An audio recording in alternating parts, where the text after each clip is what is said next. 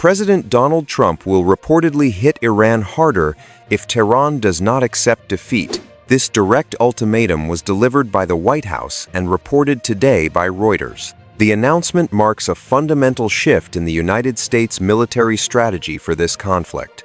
The message delivered from Washington is no longer about modifying Iranian regional behavior over time. It is a direct and uncompromising demand for systemic and public capitulation from the Islamic Republic. According to Reuters, the administration has abandoned the concept of limited tactical engagements. United States officials suggest that previous precision strikes were merely a demonstration of operational reach. The implication is that the structural integrity of the Iranian state is now the primary target.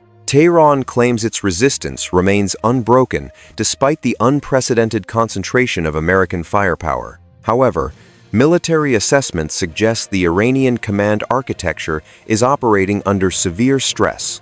The promise to hit harder reveals the underlying strategic frustration within the United States security apparatus. Decisive military action has not yet produced the intended political submission from the Iranian clerics.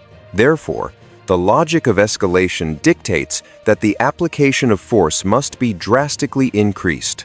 A report from Reuters indicates that the administration views this as the final phase of the conflict. The situation has reached a critical threshold where diplomatic off-ramps are rapidly disintegrating. If Tehran refuses to accept defeat, the United States is reportedly preparing unprecedented kinetic packages. To understand the gravity of this development, we must analyze what accepting defeat actually entails.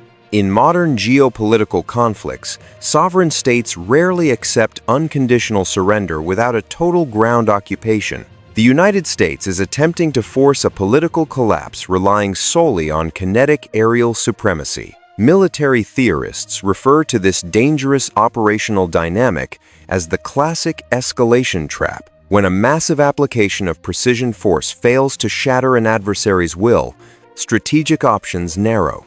The attacking power must either accept a humiliating stalemate or cross a catastrophic violence threshold.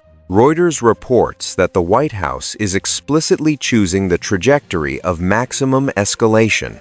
What does hitting harder actually mean in the context of the current Middle Eastern battlefield? The United States has already demonstrated its ability to penetrate Iranian airspace with relative impunity. It has heavily targeted air defenses, drone manufacturing hubs, and underground ballistic missile silos. To hit harder requires moving beyond military installations and targeting the foundation of civil society. Defense analysts believe this involves the systematic destruction of Iran's electrical grid and water infrastructure. It means neutralizing the dual-use logistical networks that keep the domestic civilian economy functioning. This approach transforms a limited kinetic conflict into a total war of national exhaustion and collapse. The Iranian leadership views the absorption of immense punishment as a core component of their defensive doctrine. They calculate that the United States cannot sustain the global economic fallout of a prolonged infrastructure war. The White House is essentially testing a technology of destruction against a theology of endurance. The central contradiction of this ultimatum lies in the extreme vulnerability of global energy markets. If the United States executes these harder strikes, Iran's retaliation matrix becomes highly predictable. Tehran has consistently signaled that it will hold global oil supplies hostage in a total war scenario. Strategic analysts suggest that the administration is fully aware of this massive economic tripwire. Hitting Iran's core infrastructure likely guarantees the retaliatory destruction of vital Gulf energy nodes. The Strait of Hormuz would immediately transition from a high-risk transit corridor to a total exclusion zone. This is the exact nightmare scenario that global insurance markets have been modeling with increasing panic. If the United States military dismantles Iran's domestic capacity, global crude prices will detach from reality. The calculus inside the White House reportedly assumes that the United States economy can weather this shock. However, macroeconomic models indicate that oil approaching $200 a barrel triggers a global recession. It systematically destroys discretionary spending,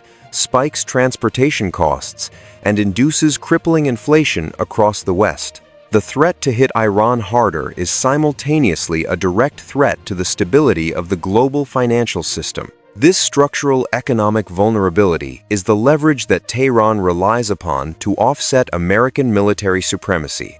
The Iranian strategy does not require defeating the United States military in a direct tactical engagement. It only requires inflicting a level of global economic pain that the American electorate will not tolerate. By demanding total defeat, the United States is essentially calling Iran's bluff on global economic sabotage.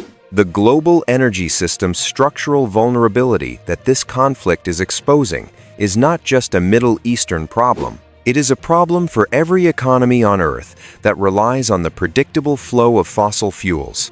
The political narrative of energy independence is consistently undermined by the reality of globalized commodity markets. A country can produce all the oil it needs domestically and still pay the global market price. This is because selling domestic oil below the global price is economically irrational for producing companies. Therefore, the consequences of the White House ultimatum will not be confined to the Persian Gulf. Price disruptions generated by harder strikes on Iran will arrive directly in household budgets worldwide. Consumers in Toronto, Mexico City, and London will absorb the cost of this military escalation at the pump.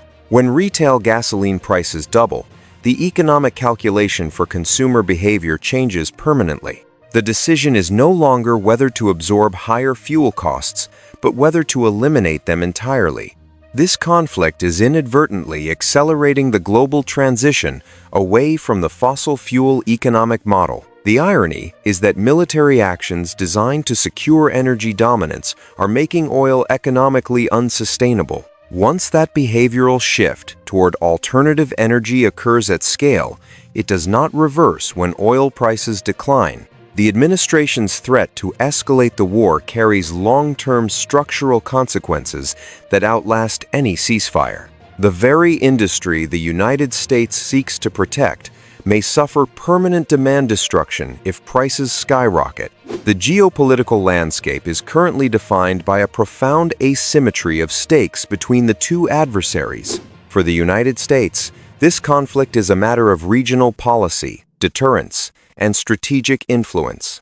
For the Iranian leadership, this conflict has rapidly evolved into a matter of absolute regime survival. When survival is at stake, the rational calculations that govern traditional deterrence theory simply collapse.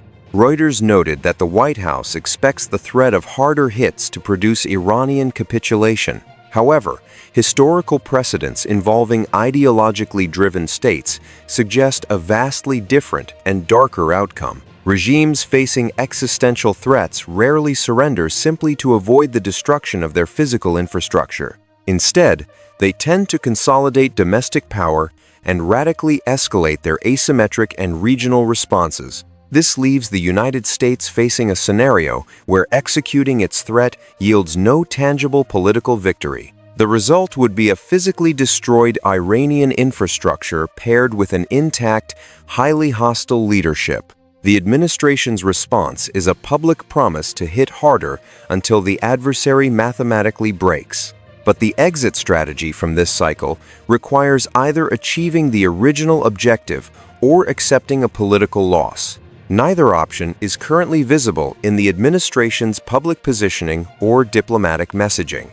The war that was supposed to be a demonstration of rapid American dominance is entering a dangerous phase. With no declared objective achieved, the escalation trap is fully engaged and operating perfectly. The situation currently unfolding represents a dangerous paradox at the heart of modern American military strategy. The United States possesses the absolute kinetic capability to obliterate Iran's domestic infrastructure tomorrow.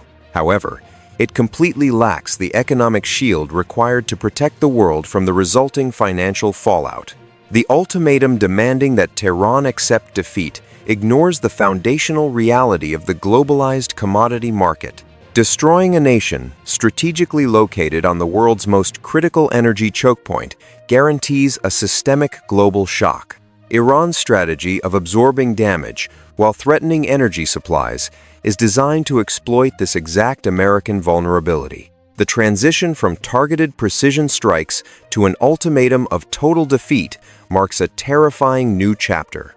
The geopolitical landscape in the Middle East is currently balanced on the edge of a historic and violent rupture. The White House has drawn a definitive line, but whether Tehran will cross it or capitulate remains unknown.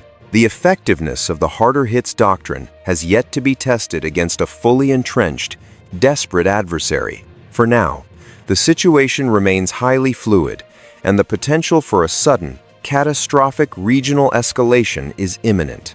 Uncertainties remain regarding the true breaking point of both the Iranian regime and the global economy. To truly understand the cascading consequences of these geopolitical decisions, ensure you are following our continuous coverage. We analyze the intersection of military strategy and global economics to bring you the reality behind the headlines. Thank you for your time and for seeking a deeper, more analytical perspective on today's critical international conflicts.